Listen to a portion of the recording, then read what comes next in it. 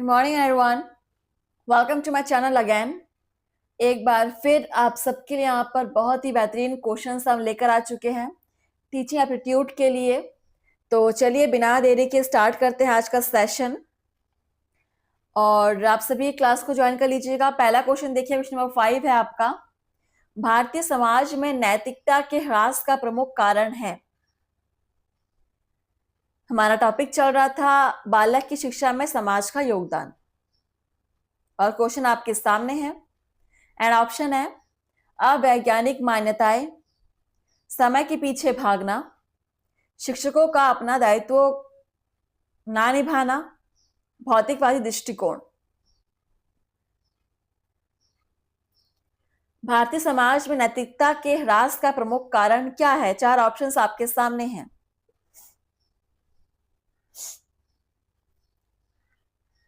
सो यहाँ पर देखिए, कारण क्लियर है कि शिक्षकों का अपना दायित्व को ना निभाना यही सबसे प्रमुख कारण है समाज में नैतिकता के ह्रास का। So option C is correct. तो शिक्षकों को इसके प्रति सजग होना चाहिए, नैतिकता का ह्रास ना हो। नेक्स्ट क्वेश्चन नंबर है आपका 6। असामाजिक लोगों के साथ आपका व्यवहार होता है सामान्य, मिलनसार, सुधारक, सरीखा, आलोचक का। देखिए हिंदी के जो शब्द है कितने क्लियर, कितने प्योर हैं, ठीक है। सो आपको हर एक शब्द का मीनिंग पता होना चाहिए, बहुत मैटर करता है। अगर आप हिंदी में क्वेश्चन सॉल्व कर रहे हैं तो आपको हिंदी का मीनिंग पता हो। असामाजिक लोगों के साथ आपका व्यवहार कैसा होता है? सुधारक, सरीखा, मतलब आप कोशिश करते हैं कि उनका जो व्यवहार है उसको आप सुधार सको। तो ऑप्शन सी यहाँ पर बिल्कुल करेक्ट हो जाएगा। आप क्वेश्चन को नोट कर सकते हैं। बढ़ेंगे हम अगले क्वेश्चन की तरफ। Question number 7। विद्यार्थियों में असामाजिक गुण विकसित होते हैं, आपका विचार है? ऑप्शन है शिक्षकों तथा अभिभावकों के दंडात्मक उपचार से, विद्यालय के परिसर में, घर की चार दीवारी के अंदर, बुरी संगत में।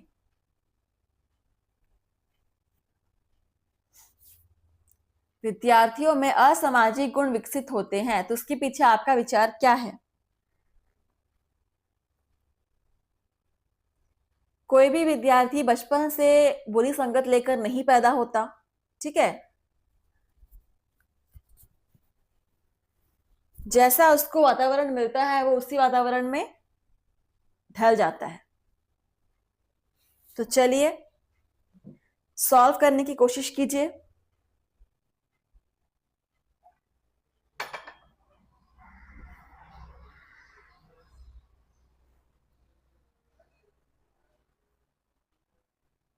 चलिए सो देखेंगे यहां पर सही आंसर हमारा क्या हो जाएगा। बुरी संगत में। विद्यार्थियों में असामाजिक गुण विकसित होते हैं बुरी संगत में। अगर उनका संगत बुरा होगा तो असामाजिक गुण विकसित हो ही जाएंगे। नेक्स्ट है क्वेश्चन नंबर 8। किसी व्यक्ति का चरित्र सबसे ज्यादा प्रभावित होता है, आप क्या मानते हैं? तो यहाँ पर 4 टाइप के परिवेश दिए हुए हैं। कौन से परिवेश में सबसे अधिक चरित्र जो है वो प्रभावित होता है? ऑप्शंस देखिए, छात्रावास के परिवेश से, विद्यालयी परिवेश से, मित्रों के साथ रहने से, पारिवारिक परिवेश से।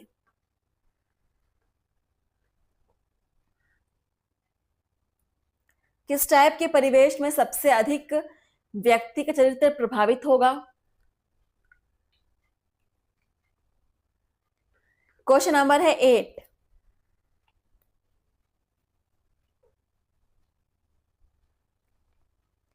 सो देखिए यहां पर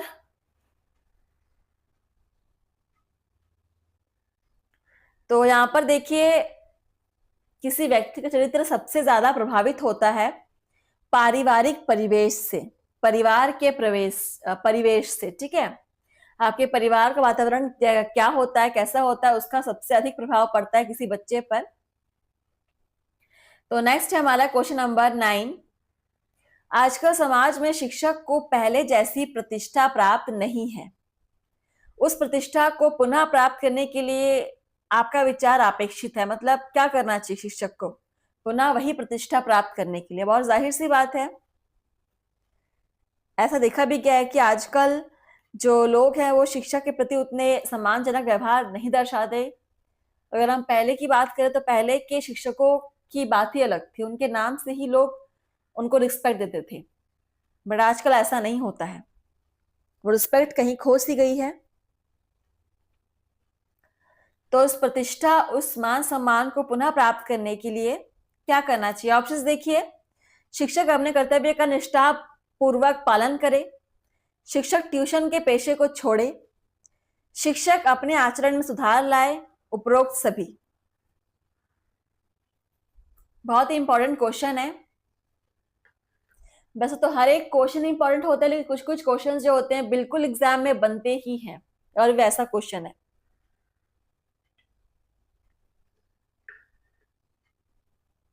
तो देखिए, उस प्रतिष्ठा को पुनः प्राप्त करने के लिए शिक्षक को क्या करना चाहिए? तो ऑप्शंस को हम देखेंगे एक एक करके। शिक्षक को अपने कर्तव्य का निष्ठापूर्वक पालन करना चाहिए, बिल्कुल करना चाहिए। ट्यूशन के पेशे को छोड़ना चाहिए, बिल्कुल। वो जो पढ़ाए स्कूल में पढ़ाए, सही बच्चों को जैसा पढ़ाए, ठीक है, कोई अलग से ट्यूशन की आवश्यकता होगी ही नहीं। शिक्षक अपने आचरण में सुधार लाए, बिल्कुल। तो यहाँ पर आंसर हमारा उपरोक्त सभी हो जाएगा। सभी चीजें अगर अपना ले कोई शिक्षक तो पुनः वह उस प्रतिष्ठा को प्राप्त कर सकता है। Option D is correct. And next है हमारा क्वेश्चन नंबर 10, देखेंगे। शिक्षक यदि कहे कि मैं जो करता हूं उसकी ओर ध्यान मत दो, मैं जो कहता हूं उस पर आचरण करो, तो समाज पर इसका क्या प्रभाव पड़ेगा? ऑप्शन है, समाज शिक्षक का अनुसरण करेगा, शिक्षक पर संदेह होगा, वह शिक्षक कहलाने लायक है, समाज दिशाहीन हो जाएगा। समझिए पहले क्वेश्चन को, क्या पूछा गया है, उसके बाद ही आप आंसर करेंगे। शिक्षक यदि कहे कि मैं जो करता हूं उसकी ओर ध्यान मत दो, मैं जो करता हूं उस पर ध्यान मत दो, मैं जो कहता हूं उस पर आचरण करो, तो समाज पर इसका क्या प्रभाव पड़ेगा?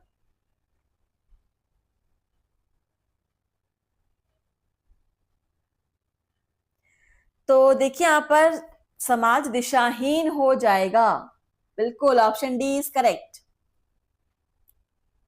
चलिए क्वेश्चन नंबर 11 देखिए। चलिए, आपको क्लियर दिख रहा होगा सारे ऑप्शंस। कोई विद्यार्थी जब सामाजिक समारोह में भाग लेने से कतराता है तो आप क्या करेंगे? ऑप्शंस है, उसके सभी क्रियाकलापों पर विशेष ध्यान देंगे, इसकी जानकारी उसके अभिभावक को देंगे, उसके अभिभावक को समझाएंगे कि वे बच्चे को सामाजिक समारोह में भाग लेने के लिए प्रेरित करें, इससे बच्चों में सामाजिक गुण का विकास होता है, या शिक्षक स्वयं सामाजिक समारोह में भाग तथा विद्यार्थियों को भाग लेने के लिए प्रोत्साहित करें।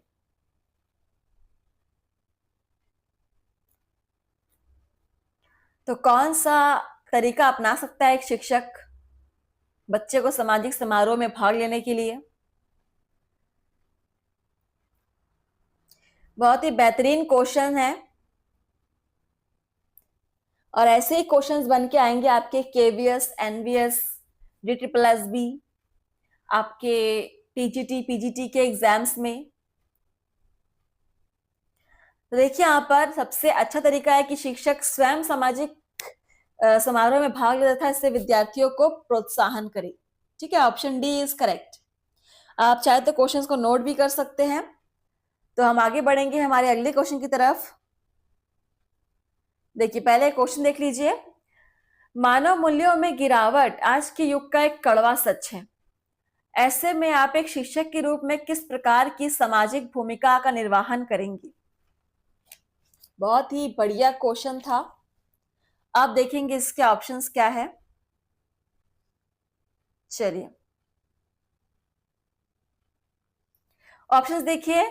आप सामाजिक परिवर्तन की दिशा को बदलने के लिए लंबे लंबे भाषण देंगे, विकास की इस दौड़ में आप मानव मूल्यों का रोना नहीं रोएंगे। एक विशिष्ट व्यक्ति के रूप में आप मानव मूल्यों को अपने जीवन में स्थान देंगे। ये उपरोक्त में से कोई नहीं।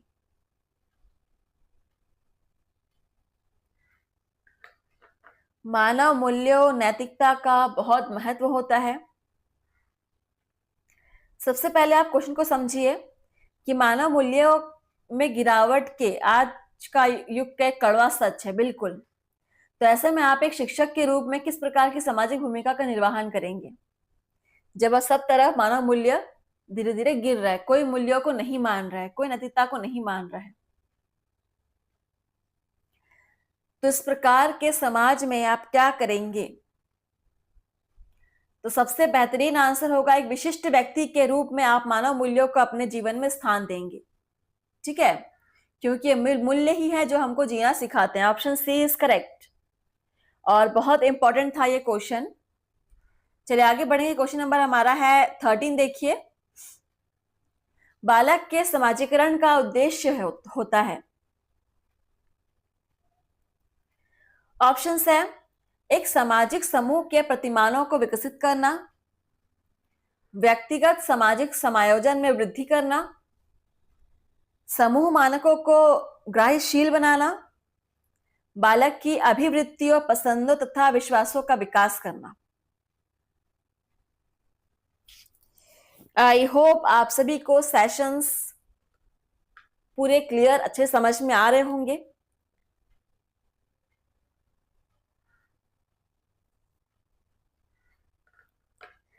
प्रैक्टिस कंटिन्यू रखिए फ्रेंड्स, इसका रिजल्ट आपको एग्जाम में जरूर दिखेगा। तो बालक के समाजीकरण का उद्देश्य क्या होता है? एक सामाजिक समूह के प्रतिमानों को विकसित करना सबसे उचित answer. Option first is correct. Next है हमारा क्वेश्चन नंबर 14। देखेंगे,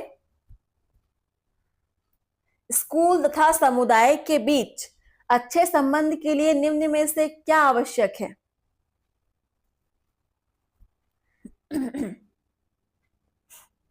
देखिए ऑप्शंस, समय समय पर स्कूल की प्रगति एवं गतिविधियों की जानकारी समुदाय को देते रहना, स्कूल के वातावरण को सुधारने में समुदाय के लोगों को सहयोग लेना, शिक्षकों का अभिभावकों के निरंतर संपर्क में रहना, उपयुक्त सभी।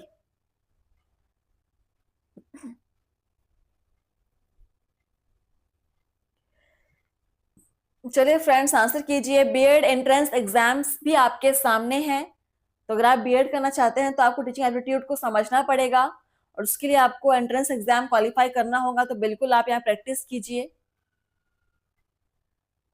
स्कूल तथा समुदाय के बीच अच्छे संबंध के लिए निम्न में से क्या आवश्यक है? तो देखिए ऑप्शंस को, समय समय पर स्कूल की प्रगति एवं गतिविधियों की जानकारी समुदाय को देते रहना, बिल्कुल ये सही है। समाज को जानकारी होना चाहिए स्कूल में क्या चल रहा है, कितनी प्रगति हो रही है, कितना नहीं हो रहा है। स्कूल के वातावरण को सुधारने में समुदाय के लोगों को सहयोग में लेना, ठीक है, जिन चीजों की कमी है, जिस चीज की कमी हो रही है उसको पूरा करने के लिए समुदाय की सहायता लेना, और शिक्षकों का लगातार अभिभावकों के साथ निरंतर संपर्क में रहना, उनके कांटेक्ट में रहना। तो ये तीनों यहाँ पे बिल्कुल सही है। तो बिल्कुल ऑप्शन डी इज करेक्ट, उपयुक्त सभी हो जाएगा यहाँ पर आंसर। नेक्स्ट है हमारा क्वेश्चन नंबर 15। देखेंगे, समाज मनोवैज्ञानिकों ने बाल अपराधी प्रवृत्ति तथा सामाजिक अपराधों को समझने के लिए अनेक उपायों का प्रयोग किया है, किंतु इन दोनों समस्याओं के नियंत्रण के संदर्भ में इसकी प्रकृति का संबंध है। थोड़ा सा डिफिकल्ट है ये क्वेश्चन, समझिए पहले।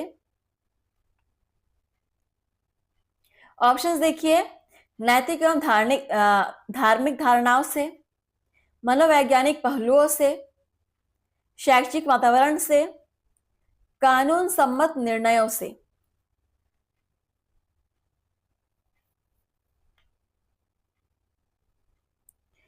कहा जा रहा है यहां पर कि समाज मनोवैज्ञानिकों ने बाल अपराधी प्रवृत्ति तथा सामाजिक अपराधों को समझने के लिए अनेक उपायों का प्रयोग किया है, किंतु इन दोनों समस्याओं के नियंत्रण के संदर्भ में इसकी प्रकृति का संबंध किससे है? तो यहां भी आपका आंसर क्लियर है अगर आप क्वेश्चन को समझ गए होंगे तो। आंसर आपकी क्वेश्चन में छुपा हुआ है। बाल अपराधी प्रवृत्ति है, सामाजिक अपराध है, तो ये सब मनोवैज्ञानिक पहलुओं से संबंधित है। ऑप्शन बी इज करेक्ट, मनोवैज्ञानिक पहलुओं से संबंधित है इसकी प्रकृति। चलिए बढ़ते हैं अगले क्वेश्चन की तरफ। क्वेश्चन नंबर है हमारा 16। ऐसा माना जाता है कि अपराध का जन्म सामाजिक कुसमायोजन का परिणाम होता है जो कि उत्पन्न होता है अनुचित विद्यालयों से, जन्मजात चारित्रिक दुर्बलताओं से, सामाजिक मूल्यों के पारस्परिक संघर्ष की, या व्यक्ति द्वारा अपनी मौलिक आवश्यकताओं की पूर्ति के अभाव से। क्वेश्चन नंबर 16 पढ़िए और आंसर कीजिए। एग्जाम में आपको इतना टाइम नहीं मिलने वाला है सोचने के लिए जितना यहां पर आपको टाइम दिया जा रहा है, तो इसलिए अपना स्पीड थोड़ा बढ़ाइए और स्पीड आपकी इंप्रूव होगी डेली प्रैक्टिस से। तो क्वेश्चन है, ऐसा माना जाता है कि अपराध का जन्म सामाजिक कुसमायोजन का परिणाम होता है जो कि उत्पन्न होता है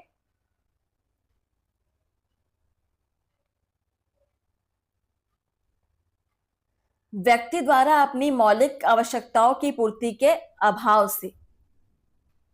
ठीक है, ऑप्शन डी इज करेक्ट। चलिए आगे बढ़ेंगे। क्वेश्चन नंबर हमारा 17 है। निम्नलिखित में से किसे आप वरीयता क्रम में सबसे ऊपर रखोगे? ठीक है, महिलाओं के अधिकारों की रक्षा को, कक्षा में पहुंचने के बाद शिक्षण को, बीमार मां की सेवा को, या समाज सेवा को। अब ये क्वेश्चन आपको ट्रिकी लगने वाला है।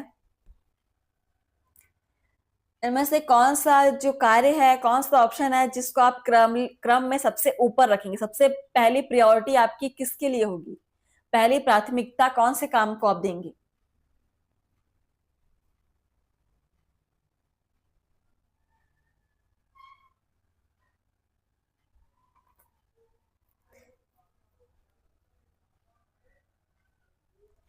तो यहां पर आंसर भी क्लियर ही है।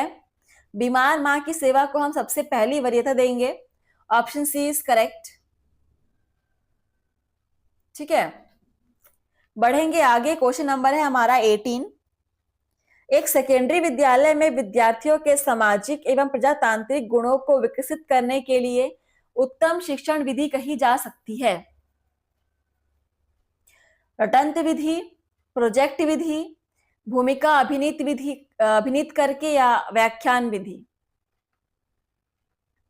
एक सेकेंडरी विद्यालय में विद्यार्थियों के सामाजिक एवं प्रजातांत्रिक गुणों के विकास के लिए उत्तम शिक्षण विधि क्या होगी?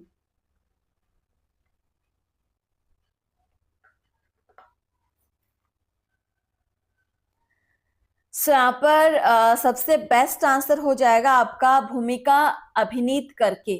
Option C is correct. आपको सामाजिक और प्रजातांत्रिक गुणों का विकास करना है तो आपको भूमिका अभिनीत कर वाला मेथड सबसे अच्छा होगा। नेक्स्ट है क्वेश्चन नंबर 19 देखेंगे। सामाजिक रूप से विकसित परिपक्वता एवं नागरिकता के गुणों का समावेश करने के लिए निम्नलिखित में से सबसे अधिक अप्रभावी विधि है? यहां पे ध्यान दीजिएगा, अप्रभावी विधि पूछा है। ऑप्शन है, विद्यार्थी को कक्षीय क्रियाकलापों को आयोजित करने में मदद करना, विद्यार्थियों को सभी सामाजिक समस्याओं के गहन मनन चिंतन का प्रशिक्षण प्रदान करना, विद्यार्थियों को विभिन्न आंकड़ों के एकत्रीकरण, संगठन तथा विश्लेषण की योग्यताएं उत्पन्न कराना, या विद्यार्थियों में सत्य असत्य की विवेकशीलता का विकास करना।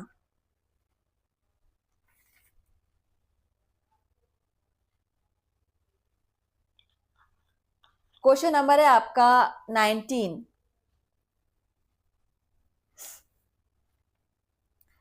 सामाजिक रूप से विकसित परिपक्वता और नागरिकता के गुणों का समावेश करने के लिए निम्नलिखित में से सबसे अप्रभावी विधि क्या है?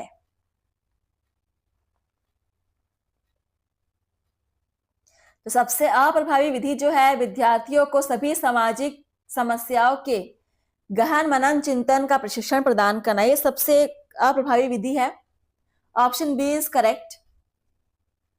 चलिए नेक्स्ट है हमारा अगला क्वेश्चन नंबर 20 देखेंगे। निम्नलिखित में से कौन सी विधि समाजमिति प्रविधि के अनुपयुक्त है? अनुपयुक्त है पूछा गया है।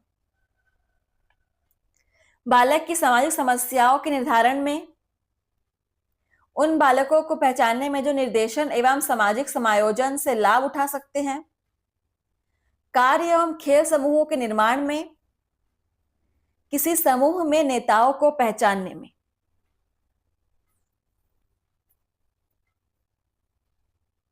चलिए क्वेश्चन नंबर 20, इनमें से कौन सी स्थिति समाजमिति प्रविधि के अनुपयुक्त है? तो यहां पे राइट आंसर हो जाएगा कार्य एवं खेल समूहों के निर्माण में। Option C is correct. हर एक क्वेश्चन को आप नोट करते चलिएगा। नेक्स्ट है क्वेश्चन नंबर 21। समुदाय शिक्षक से यह अपेक्षा करता है कि वह कमजोर एवं मेधावी दोनों प्रकार के विद्यार्थियों पर समुचित ध्यान दे, उसका आचरण एवं व्यवहार मिसाली तथा सत्यता की तस्वीर हो, वह विद्यार्थियों के साथ किसी प्रकार का भेदभाव ना करे। उपरोक्त सभी। और इस क्वेश्चन का आंसर सभी को देना आवश्यक है।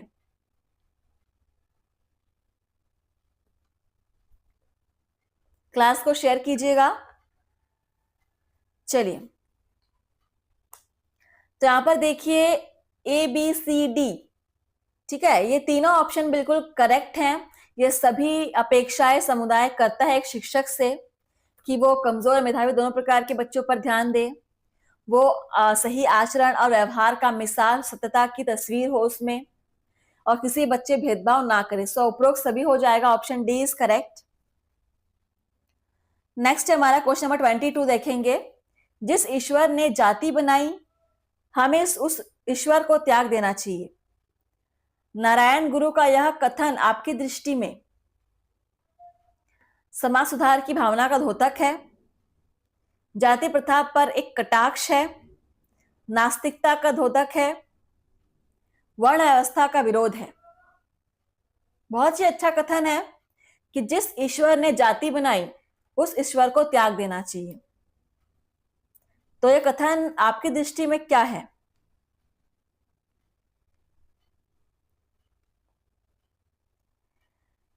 तो यहां पर आंसर हो जाएगा वर्ण व्यवस्था का विरोध है। Option D is correct. Note कर लीजिएगा। चलिए अगला क्वेश्चन नंबर आपका 23 है। निम्नलिखित में से कौन सा गुण ऐसा है जो कि सामाजिक संदर्भों में एक समूह की सक्रिय सदस्यता का द्योतक नहीं है? वह अपना अपेक्षित योगदान देता है, यद्यपि उसे ज्ञात होता है कि उसके योगदान की कोई मान्यता नहीं है। वह समूह के निष्क्रिय सदस्यों से अपने संबंध सीमित कर लेता है। वह उन सभी गुणों को ग्राह्य करता है जो कि समूह विशेष के संदर्भ में विचारणीय है। वह अपने समूह को अपने अनुभवों से पूरा लाभान्वित करने हेतु प्रयासरत रहता है।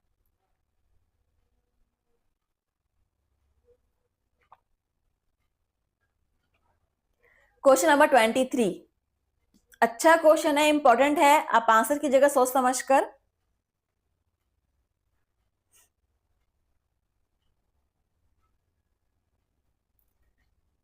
तो चलिए यहां पर देखिए सही आंसर क्या हो जाएगा। वह उन सभी गुणों को ग्राह्य करता है जो कि समूह विशेष के संदर्भ में विचारणीय है। Option C is correct. And the last question, आज के सेशन का लास्ट क्वेश्चन है 24 नंबर क्वेश्चन। जैसे जैसे एक बालक वृद्धि करता है उसके व्यवहार में सामाजिक समूहीकरण के दृढ़ विचारों की मात्रा बढ़ती जाती है। अधिक, कम, एक समान दृढ़ता रखता है परंतु यह कसौटी अलग अलग होती चलती है। इसकी आयु से कोई संबंध नहीं है। क्या होगा यहां पर आंसर आपकी दृष्टि में? चलिए देखते हैं आपको ये क्वेश्चन कितना समझ में आया है। लास्ट क्वेश्चन है, सभी कमेंट्स में बताएंगे आपका एक्सपीरियंस कैसा रहा आज के सेशन का। चलिए, तो the right answer is option C, एक समान दृढ़ता रखता है परंतु यह कसौटी अलग अलग होती चलती है। So option C is correct. और इसी प्रकार से सेशन आपका यहीं पर समाप्त हुआ। चलिए मिलते हैं आपसे नए सेशन में। थैंक यू फ्रेंड्स, धन्यवाद। आपका दिन शुभ हो।